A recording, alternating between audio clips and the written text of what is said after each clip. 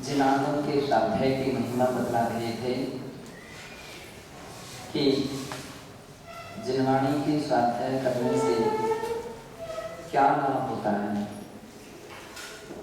किस तरह से हमको स्वाध्याय करना चाहिए, उसकी विधि क्या है, इन सारी बातों का वर्णन करते हुए प्रकरण चल रहा था। सूत्र प्रारूप में आचार्य श्री कुंदकुंद देव 33वीं गाथा में कहते हैं,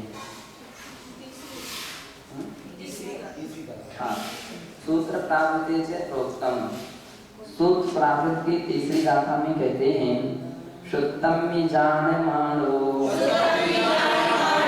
भवस्य भवनाशनं च सो गुणदी स्वी जहास सुत्ता नासति सुत्ते सहारोवी।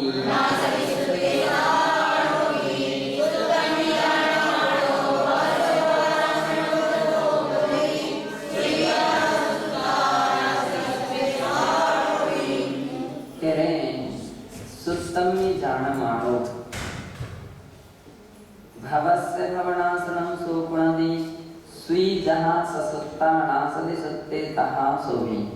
स्वी जहाँ सुत्ता, जैसे सूत्र यानी धागे में लगी हुई सुई है, वह जो है वो घूम नहीं सकती है, या उसका घूम भी जाए तो उसको जल्दी खोजा जा सकता है, वो जल्दी मिल सकती है। लेकिन सूत्र रहित है यानी धागे रहित है, तो वह सुई एक बार घूम जाए तो उसको मिलना खोजना बहुत कठिन होता है। ठीक इसी प्रकार से शुद्धम में जाणमानो भवस्य भवनाशनं सोपुणदि, जो सूत्र का ज्ञाता है, सूत्र के अर्थों का अच्छी तरह से ज्ञाता है, वह भवनाश करता है। भवस्य भवनाशनं सोपुणदि, वो संसार का विनाश करता है। जिसके पास शास्त्र का ज्ञान है, जिसके पास तत्व का ज्ञान है, आगम का ज्ञान है, ऐसा व्यक्ति उस ज्ञान के द्वारा अपनी सम्यकचर्या बनाता है और उससे कर्मों का क्षय कर देता है, संसार उसका नष्ट हो जाता है। लेकिन जो व्यक्ति शास्त्र का ज्ञान नहीं रखता है, प्रमाद करता है, स्वाध्याय में जिनवाणी का अध्ययन नहीं करते हैं, अब वो व्यक्ति तो उसी प्रकार से है जैसे धागा के बिना सुई घूमी हुई है, तो उसको तो संसार से पार होना संभव ही नहीं है। जैसे वो सुई मिलना कठिन है बिना धागे की, उसी प्रकार से बिना ज्ञान के व्यक्ति का मोक्ष मिलना भी कठिन है, वो निर्वाण को प्राप्त नहीं कर सकता है। इसी बात के लिए दर्शन प्रावृत्ति से समर्थिता में तक दर्शन प्रावृत्ति में भी गाथा 70 में कहा है, जिनवयनो सहमिनम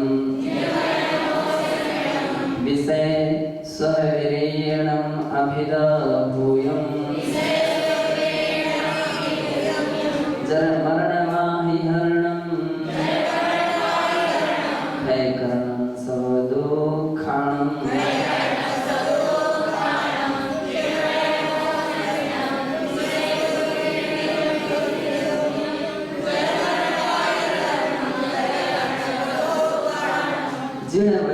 जिनवयनमोसहमिणम। इनम यानी यह जो जिन वचन है वह ओषः औषधि है। जिन वचन क्या है? एक प्रकार की औषधि है। ओ विषय सह विरेणम अभिदभूयम, विषय सुख विरेणम, विषय सुखों का विरेचन करने वाली है। जिन वचन से क्या होता है? जिन वचन व्यक्ति के विषय वासनाओं को, विषय गलत भावों को विरेचन कर देती है। औषधियां जो होती हैं विरेचक औषधि होती हैं। उसका अर्थ क्या होता है? विरेचक यानी या तो उल्टी करे या उसको दस्त आदि करा दे, वो विरेचक। जिस व्यक्ति के अजीर्ण हो जाता है उनके लिए ऐसी दवाइयां दी जाती हैं, रेचक दवाइयां कही जाती हैं, तो पेट साफ हो जाता है, स्वस्थ हो जाता है।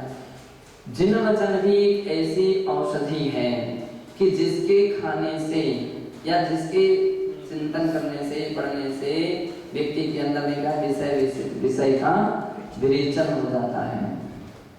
और अमीय भूतम, और यह जो जिन वचन है वह भी कैसा है? अमीय भूतम, अमृतमय है, जो कि जन्म मरण वाही हरणम, जन्म मरण रूपी व्याधि, ये सबसे बड़ी व्याधि, सबसे बड़ा रोग है। कौन सा? जन्म मरण। अब देखिए जन्म और मरण कहाँ है, तो इसके अंदर में भी वृद्धावस्था भी ले, जरा भी ले लेना चाहिए। तो जन्म, जरा और मृत्यु, ये 3 प्रकार के रोग माने गए, सबसे भयंकर रोग माने गए हैं। कि जन्म, जरा, मृत्यु जो है इतने भयंकर रोग माने गए हैं कि अन्य रोगों का तो इलाज संभव है, इन रोगों का आज तक किसी भी संसारी प्राणी का इलाज नहीं हुआ, और जिसका इलाज हो गया वो संसार में नहीं रहा, तो संसार में ही नहीं रहा। तो आमतौर पर तो किसी का अपना जन्म, जरा, मृत्यु का तो इलाज हुआ ही नहीं, ये रोग अभी तक किसी के समाप्त तो नहीं हुए हैं। इसलिए भगवान की पूजा के समय श्रावक लोग जल चढ़ाते समय क्या करते हैं? जन्म, जरा, मृत्यु रोग विनाशाय जलम। जन्म, जरा, मृत्यु रोग के विनाश, ये हमारा मुख्य प्रयोजन है। छोटे मोटे रोगों के इलाज की प्रार्थना नहीं करते कि हमारा सिर दर्द कर रहा है तो हे भगवान सिर दर्द ठीक हो जाए। अरे क्या है, ये तो वैसे ही लोग दवाइयाँ ठीक कर देंगे कि कोई हमारा पेट दर्द कर रहा है, कि कोई हमारा पैर दर्द कर रहा है, कि घुटने दर्द कर रही हैं, बुखार आ गया है, जुकाम हो गई। यहाँ क्या छोटी छोटी सी बात है, कोई महत्वपूर्ण बात नहीं है। सबसे बड़ी महत्वपूर्ण बात है जन्म, जरा और मृत्यु, जन्म ही न हो। अब हे कुर्वन्नम पुनः संसार में जन्म नहीं लेना चाहते हैं, जन्म नहीं लेंगे, बुढ़ापे की बात ही नहीं रहेगी और मरण की भी बात नहीं रहेगी, फिर किसी प्रकार के रोग ही नहीं रहेंगे। जन्म नहीं लेंगे यानी पुनः शरीर भी प्राप्त नहीं होगा। जन्म नहीं लेने का अर्थ क्या हो गया? निर्वाण की प्राप्ति। तो जन्म ये सबसे बड़ा खतरनाक रोग है, ये समाप्त हो जाए। अब जन्म ले लिया है, अब क्या किया जाए? तो अब पुनर्जन्म ना हो और इस जन्म में बुढ़ापा ना आए, ये प्रार्थना की जाती है। बुढ़ापा ना आए, जिनका बुढ़ापा आ गया उनसे पूछो उनकी हालत कैसी होती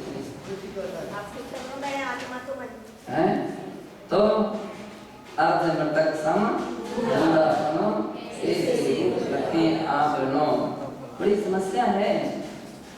अब अवस्था तो है, संसार की दशा है, ये भी बहुत बड़ा रोग की तरह माना जाता है। जरा भी ना हो और मरण, बस अब मरण नहीं चाहते हैं। जन्म भी ना हो, बुढ़ापा भी ना आए और मृत्यु भी ना आए, एक बार मरण हो, ऐसा मरण हो कि फिर बार बार मरण ना करना पड़े, केवल ऐसा मरण चाहते हैं। तो ऐसी जन्म, जरा और मरण रूपी जो व्याधि है, उस व्याधि को हरण करना, क्षय करना। जन्म, जरा, वाही हरणम, ये जिनेन्द्र भगवान की वाणी ही केवल इतनी सक्षम समर्थ है कि जो व्यक्ति की जन्म, जरा और मरण रूपी व्याधि को नष्ट कर सकती है। क्षय करणम सर्व दुखाणम, और संपूर्ण दुखों का क्षय करने में भी सक्षम है, समर्थ है।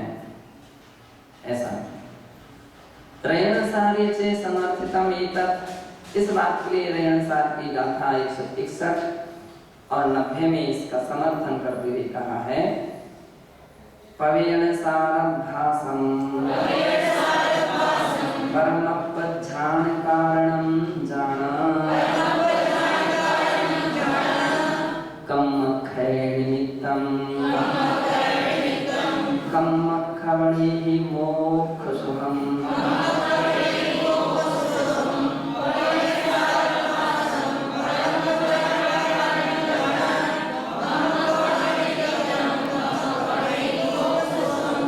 पवेणसारभासं परमपज्झानं कारणं जाना, कह रहे हैं प्रवचन सार यानी प्रवचन यानी आगम जिनवाणी का जो अध्ययन है वह परमपज्ञान कारणम जान, परम आत्मा के ध्यान का कारण है ऐसा जानो। क्या है? जिन वचन का स्वाध्याय, जिन वाणी का स्वाध्याय और परमात्मा के ध्यान का कारण है। परमात्मा का अर्थ केवल भगवान ही नहीं, अपनी भी इस शुद्ध आत्मा जो है उसका भी एक ध्यान का कारण है। जिन लोगों के लिए जिन वाणी का अध्ययन है, स्वाध्याय किया है, वो आत्मा का ध्यान कर सकते हैं। लेकिन जिन्होंने स्वाध्याय अच्छी तरह से नहीं किया है, अब आंखें बंद करके बैठ भी जाएंगे तो क्या करेंगे? क्या उपलब्धि होगी? उनको नींद आएगी, यहाँ वहाँ के विचार उनके मन में आते रहेंगे, लेकिन आत्मा का ध्यान नहीं हो सकेगा। यदि आप आत्मा का ध्यान चाहते हो, अपनी निशुद्ध आत्मा का ध्यान चाहते हो, तो परम ज्ञान से प्रवीण सारा भाषण प्रवचन सार का अभ्यास करो। और एक प्रवचन सार का अभ्यास क्या काम करता है? कर्मक है निमित्तम, ये तो कर्मों के क्षय का निमित्त है, यूं कहा जाता है। साक्षात कर्मों का संभव होता है, कर्मों की निर्जरा होती है। किससे? स्वाध्याय से। स्वाध्याय परमम तपः, तपों में एक परम तप है और तपसा तप निर्जरा संवर और निर्जरा का कारण है। इसलिए कर्मक है निमित्तम है, कर्मों के क्षय का निमित्त है। कर्मक खमणे ही मोक्ष सुहम, और कर्म के क्षय से ही मोक्ष की प्राप्ति हो सकती है, मोक्ष की प्राप्ति हो सकती है। बिना कर्मों के क्षय किए आज तक किसी को मोक्ष नहीं हुआ है। यदि मोक्ष चाहते हो तो कर्मों का क्षय करना पड़ेगा, और कर्मों का क्षय चाहते हो तो ध्यान करना पड़ेगा अपनी आत्मा का। आत्मा का ध्यान चाहते हो तो जिनवाणी का स्वाध्याय करना होगा, तब कहीं ये सब कुछ प्राप्त हो सकता है, बिना इसके नहीं हो सकता। आगे कहते हैं अध्ययनमेव ध्यानम पंचिन्ते निग्रहं कसायन्ति सत्तो पंचम्याले वैगनसारं भासमेव कोज्जाहो।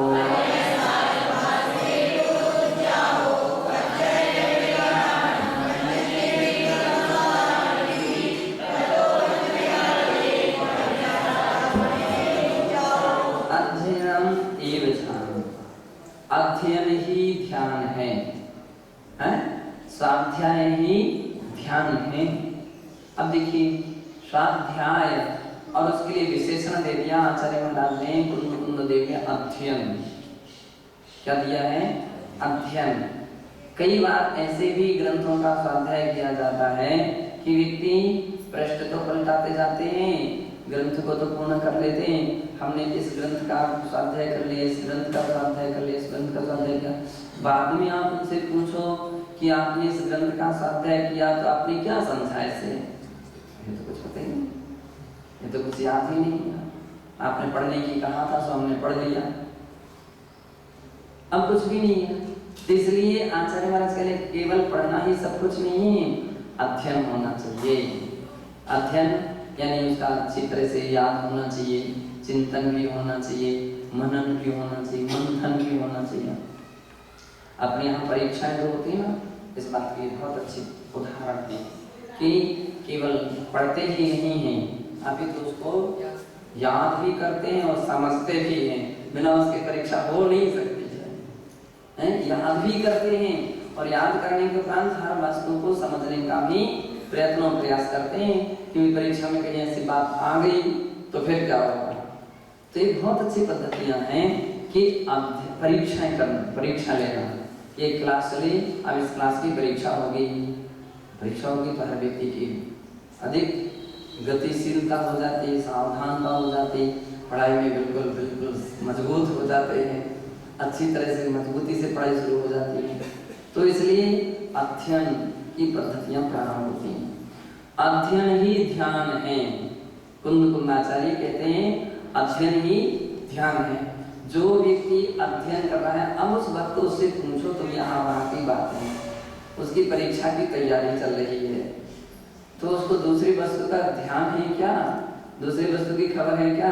कुछ नहीं है, अभी तो उसको वही दिख रहा है कि हमारी परीक्षा में नंबर कम हो, परीक्षा में कहीं फेल ना हो रहा है। अभी विषय पूछा जाएगा कि विषय पूछा जाएगा इसको, इसका तात्पर्य क्या है, इसका अर्थ क्या है, इसके लिए शुद्ध तरह से हम याद कर पा रहे हैं कि नहीं, लिख करके हम देखते हैं व्यक्ति कि हम शुद्ध लिख पा रहे हैं कि नहीं लिख पा रहे हैं, तो ये अध्ययन कहलाता है। ये क्या है? अध्ययन। जब व्यक्ति का उस अध्ययन में उपयोग लग जाता है तो उसके लिए फिर कुछ भी पता नहीं पड़ता कि कहाँ कौन आया गया, क्या बात हुई क्या नहीं, कुछ भी उसको ध्यान नहीं है। उसका केवल एक ही लक्ष्य रहता है कि जिस विषय को लेकर के बैठा है ये समझ में आया कि नहीं है, उसको कितना समझ में आ गया, कितना उसका कंप्लीट हो चुका है, उसी और उसका ध्यान रहता है।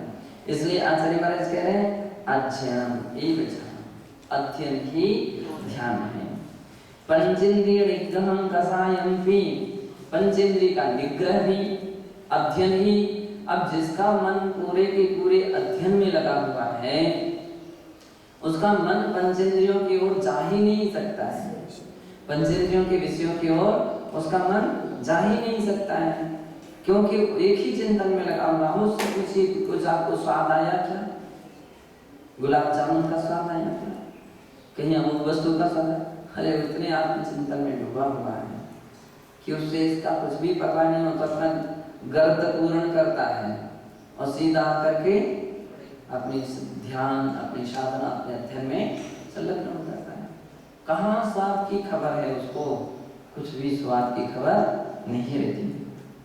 तो बतला रहे हैं पंचेंद्रिय निग्रह, जिसका अध्ययन में एकाग्रता बनी हुई है उसके पंचेंद्रियों का सहज ही निग्रह हो जाता है, इंद्रियां सहज ही बस में हो जाती है। एक बार किसी व्यक्ति ने पूछा था कि इंद्रियों को कैसे बस में करना चाहिए, मन को कैसे बस में करना चाहिए, तो एक ही तरीका है, स्वाध्याय के मनन से मन हाथ आता। किसी स्वाध्याय के मनन से, जिसका मन स्वाध्याय में लगा हुआ है, मनन उसके मनन में लगा हुआ है, चिंतन में लगा हुआ है, सहज मात्रा में इंद्रिय जय हो गया, मनोजय हो गया, ऐसा। और कषायम भी, कषाय भाव किसके कब तक रहते हैं? अधिकांश हमेशा ध्यान रखना, कषाय ज्ञानियों की नहीं अज्ञानियों के पास अधिक होती है। किसकी? अज्ञानी, जिसके पास ज्यादा ज्ञान नहीं है।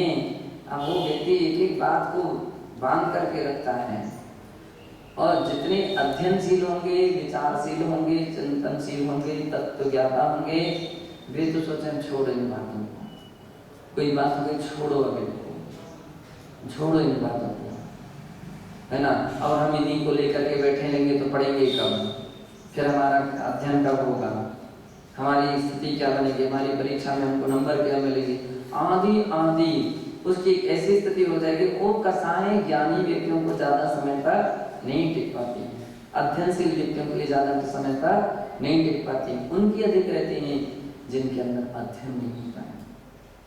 अब ये भी दो प्रकार की स्थितियां हैं, एक और ध्यान रखिए, दो प्रकार की स्थितियां हैं। एक वो है जिनका ऊपरी अध्ययन है और एक जिनका आत्मिक अध्ययन है। आत्मिक अध्ययन उसके लिए अपने जैसे अपने जैन आगम के प्रसिद्ध शब्द है स्वाध्याय, ये जैन धर्म का प्रसिद्ध शब्द है। हमारे यहाँ केवल पढ़ना या स्वाध्याय सब पढ़ना या इसको ही सब कुछ नहीं कहा गया, शब्द क्या दिया गया? स्वाध्याय, पढ़ना। लेकिन किसके लिए? बहुत अच्छा प्रवचन करूं, बहुत अच्छे में क्या क्या सोचूं, क्या विचार करूं, कैसा बोलूंगा, क्या बोलूंगा, क्या चल। अरे इधर बात है परोपदेश कुशल बहु तेरे जे आचरणीते नर नर। दुनिया भर के लिए अगर तुम सोच रहे हो, दुनिया भर के लिए पढ़ रहे हो, उसके लिए अध्ययन कर रहे हो, ये तो खाली पांडित्य है, कुछ नहीं। परोपदेश पांडित्यम है, खाली अपनी पंडिताई दिखाने के लिए तुम अध्ययन कर रहे हो, ये तो क्या है? एक प्रकार का भजन है और कुछ नहीं। लेकिन इसके साथ साथ स्वाध्याय भी होना चाहिए, अपना अध्याय, अपनी आत्मा का अध्याय भी होना चाहिए। कुछ ना कुछ मात्रा में ऐसा भी चिंतन करना चाहिए कि हमारा भी हित हो, हमारी आत्मा का कल्याण हो, हम भी कर्मों से संवर को प्राप्त करें, निर्जला को प्राप्त करें और निर्वाण को प्राप्त करें। जब ऐसी भावना उत्पन्न होने लगती है तो व्यक्ति की पर पदार्थों से व्यक्ति अपेक्षाएं समाप्त हो जाती हैं। इससे ठीक है, अवसर आ गया तो प्रवचन दे दिए, लेकिन संत जन जो होते हैं, साधु जन जो होते हैं, प्रवचन के भूखे नहीं रहते, प्रवचन के भूखे नहीं रहते। और जिनको प्रवचन की भूख लगती है, आप उनकी हालत देख लो, उनकी तो फिर प्रवचन के बिना काम ही नहीं चलता। फिर ऐसा लगने लगता है 5 मिनट मिले हमको, 10 मिनट मिले, अब 10 मिनट में हम क्या कहूँ, मंगलाचरण ही होगा, हमारी तो भूमिका ही नहीं बन सकती, हमारी तो हमको 10-15 मिनट चाहिए, आधा घंटा चाहिए, 1 घंटा चाहिए, तो 1 घंटा क्या कितना भी मिलता रहे। प्रवचन का ही हमारा मुख्य लक्ष्य नहीं है। मुख्य प्रयोजन उत्तम स्वात्म चिंता स्यात्। स्वात्म चिंता, आत्मचिंता हमारी प्रधान है, प्रमुख है। प्रवचन करना पड़ता है, करना और करना पड़े, ये दोनों बातें बहुत अलग अलग होती हैं। करना पड़े, करना पड़ता है। क्यों करना पड़ता है? कोई भव्य प्राणी आ गया, अब उसकी संसार की स्थिति देखी, तो व्यक्ति कहीं संसार में ना डूबे, संसार में ना भ्रमण करे, जितना बने उतना उसका हित हो, उसका कल्याण हो, वो अच्छे रास्ते पर आ जाए, इस पवित्र भावना से प्रेरित होकर के उनको प्रवचन करना पड़ता है। और वास्तविकता में ये आत्म साधना में ही लीन रहना चाहिए। जितने ऊंचे दर्जे के सच्चे साधु होते हैं वे आत्म साधना में ही निरत रहते हैं, है ना। इसलिए हम लोग हमेशा बोलते हैं महान आचार्य की महान कृपा है जिन्होंने जिन वाणी को अपने लिए दिया है, भगवान की वाणी की सुरक्षा रखी है और आज तक अपने सामने उपस्थित की है। दयालु है वे आचार्य, महान कृपालु हैं कि जिन्होंने अपनी साधना में से समय निकाल करके हमको दिया है। तो इसलिए ऐसे जो आचार्य गण हैं उनकी महान कृपा है। पूज्य इसलिए यहाँ पर कह रहे हैं कि इसलिए अध्ययनमेव ध्यानम पंचेन्द्रियगम कसायम्पि तत्तो पंचम याले। इस पंचम काल में पव्यन सारा भासमेव गुज्जाहो। क्या करना चाहिए? निरंतर प्रवचन का अभ्यास करते रहना चाहिए। एवं पूर्वोक्त रूपेण ध्यानेन स्वाध्यायेन च। इस प्रकार पहले कहे स्वरूप के द्वारा, ध्यान के द्वारा, स्वाध्याय के द्वारा विषय कसाय विनिग्रह भावं काउन। विषय कसायां निग्रह रूपम भावं परिणामं से विधार्य। विषय कसाय आदि के निग्रह रूप जो परिणाम हैं उनको करके अपाणम भावई आत्मानं भावयति ध्यायति वा, जो आत्मा को भाता है अथवा आत्मा का ध्यान करता है, तस्य संरस्य उस श्रवण के नियमेन तवम भवति। नियमेन अवश्यम उत्तम तपोधर्मो अनुष्ठितो भवति। नियम से उत्तम तप धर्म जो है वो उसका अनुष्ठान होता है। एवं अत उत्तम तपोधर्म निरूपिता। इस प्रकार से यहाँ उत्तम तप धर्म का निरूपण किया। अत्रयं विस्तरः। अब इसका कुछ विस्तार करते हुए कहते हैं कर्म क्षयार्थम तप्यते इति तपः। जो कर्म के क्षय के लिए तपा जाए उसका नाम तप है। अथवा कर्तव्या कर्तव्य विवेक से तस्य अकर्तव्य परिहार स्वरूपे चारित्र्य उद्यम उपयोगो वा तपः। कर्तव्य और अकर्तव्य के विषय में जो विवेक सहित है, अर्थात इतना जिसके पास विवेक है कि मुझे क्या करना चाहिए और क्या नहीं करना चाहिए। क्योंकि विवेक की जो परिभाषा शास्त्रों में दी है वो क्या दिया कि विवेक की परिभाषा क्या दी? हेता हित हेता हित परीक्षा विवेक, जिसमें हित और अहित का परीक्षा की जाए, है ना। हिताहित परीक्षको विवेक।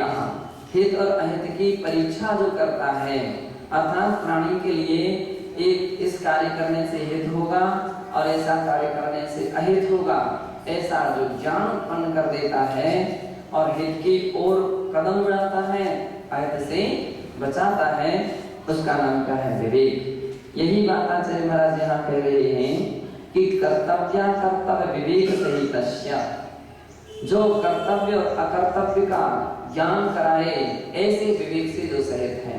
आमतौर पर लोगों के लिए कहाँ विवेक है? क्या करना चाहिए क्या नहीं करना चाहिए, दोनों तरफ से व्यक्ति ढीले रहते हैं। कर्तव्य का भी विवेक होना चाहिए, ये मेरा कर्तव्य है, ये मुझे करना चाहिए। किसी की जबरदस्ती कहते कहते अगर तुमने कोई साधना कर ली, कोई सामायन कर लिया, साध्य कर लिया, वो तो कोई सही बात तरीका नहीं है। कर्तव्य तो ये है कि आप स्वेच्छा से अपने टाइम का, अपनी नियम का, अपने व्रतों का, अपनी क्रियाओं का स्वयं ध्यान रखते कि ये मेरा नियम है। हमको किसी ने जगाया नहीं, अरे कोई तो तुमको जगाने बैठेगा, कौन जगाने के लिए? किसी को तुम वेतन देकर भी रखा है क्या? कोई कर्मचारी रखा है कि कोई तुमको जिम्मेदारी दे, कोई जगाने पहुंचे? कोई नहीं पहुंचेगा, कोई नहीं जगाएगा। हमको किसी ने कहा नहीं स्वाध्याय का टाइम हो गया, कोई कहने के लिए नहीं। आप किसी की इंतजार में मत रहिए कि कोई तुमको सूचना दे कि स्वाध्याय का समय हो गया तब हम आए, कोई नहीं कहने के लिए। तुमको अपने कर्तव्य की चिंता स्वयं को होना चाहिए, है? अपने कर्तव्य की चिंता स्वयं को होना चाहिए। हमको कैसा काम, क्या काम करना चाहिए, हमको किसी ने कहा ही नहीं, कोई नहीं कहेगा। अपने कर्तव्य की चिंता तो आप स्वयं ही कीजिए, क्या मेरा कर्तव्य क्या है। कोई अगर अस्वस्थ हो जाए, कोई बीमार हो जाए, अब इन्होंने तो हमसे कहा ही नहीं कि हमारा स्वास्थ्य ठीक नहीं तो हमारा कोई सेवा कर दो, वो कोई नहीं कहेगा। अपना कर्तव्य क्या है? अपना कर्तव्य है कि हम उसकी सेवा में पहुंचे। अपना कर्तव्य है कि हम उसके विषय में पूछ लें, क्यों भाई आप स्वस्थ हैं क्या, आपको कोई तकलीफ तो नहीं है। कितनी ऊंची विचारधारा मानी जाती है उन लोगों की। अपने यहाँ जैसे औषधि व्यवस्था सौंपी गई है, अब औषधि व्यवस्था का मतलब है कोई आकर के आपसे कहेगी नहीं, उनको तो हम यूं कहेंगे कुछ नहीं कहना चाहिए। उनके लिए इतनी वितराग बना देना है, इतना संस्कार देना, इतना संस्कार देना कि उनके मन से विकल्प समाप्त हो जाए कि औषधि और वैद्य कोई हमारे लिए ठीक करेंगे। उनके मन में तो हम एक सूत्र भरना चाहते हैं, आप चिंतन करो अशुभ कर्म का, आप चिंतन करो असापा वेदनी का, आप चिंतन करो अपने पूर्व कर्मों का। ये सूत्र हम सब में भरना चाहते हैं। इस सब के अंदर में आना चाहिए कि अपन अस्वस्थ हुए तो क्यों हुए हैं, अपना अशुभ कर्म कौन गए हैं ना। आप ही क्यों बीमार हुए, दूसरे क्यों नहीं हुए? आपके ही सिर दर्द क्यों किया, दूसरे का क्यों नहीं किया? आपका ही पेट दर्द क्यों कर रहा, दूसरे का क्यों नहीं कर रहा? आपके ही घुटना क्यों दर्द कर रहे, दूसरे के क्यों नहीं कर रहे? तो उसके पीछे तो कारण है ना, उसके पीछे यही कारण है अपना अशुभ कर्म का उदय है। ये चिंतन करो और उसको समता से सहन करना ही सबसे बड़ी समझदारी है। लेकिन इसके साथ साथ गुरु दयालु होते हैं, अंदर हाथ भी पसारते हैं, ऊपर से चोट भी मारते हैं। ऊपर से ऐसा कहते हैं आपको अपने कर्मों का चिंतन करो, कर्मों का उदय, कर्मों का उदय, लेकिन अंदर में क्या बतलाते हैं? व्यवस्था भी रखते हैं कि भाई कोई ना कोई जरूर ध्यान रखिए, ये भी कर्तव्य सिखाते हैं। तो ये इस प्रकार का कर्तव्य आना चाहिए। तो इसका नाम क्या है? विवेक है। अकर्तव्य परिहार स्वरूपे चारित्र्य उद्यम उपयोगो वा तपः। अकर्तव्य के परिहार स्वरूप में चारित्र्य के विषय में जो उद्यम में अपने उपयोग को लगाना या उद्यम करना, इसका नाम क्या है? तप है, ऐसा जानना चाहिए। अथा प्राणिक स्वाध्याय विष्ठापन क्रियायाम पूर्वाचार्याम क्रमेण सकल कर्म